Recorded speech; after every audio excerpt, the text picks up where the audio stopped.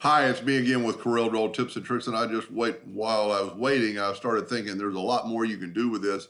Even after it's blended, you could take your pick tool and pick that last blend and make that last blend larger. And then you could pick this one. It's rather hard to pick. So if you go like this, you normally pick that last one and make it smaller. So you've got a totally different look now. But you can keep going and playing with things. And if you select it all, you go back to your blend docker. And there's several things, acceleration, object, and color. It's normally locked. You want to unlock it. Because if you move the acceleration of the object, you get this. It puts more blends on this side and less on that side.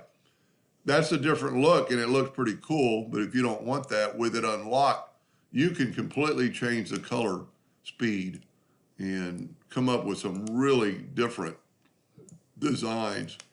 This kind of like slows down the color change, where this one speeds it up, and you're going to get some really unique coloring. I don't like it particularly right there at the end, but there's a lot you can do with it.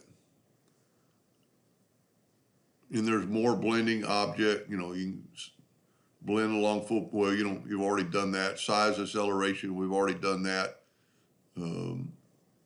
Anyway, that's just a different look. Printed on a t-shirt, I don't think that could get much better.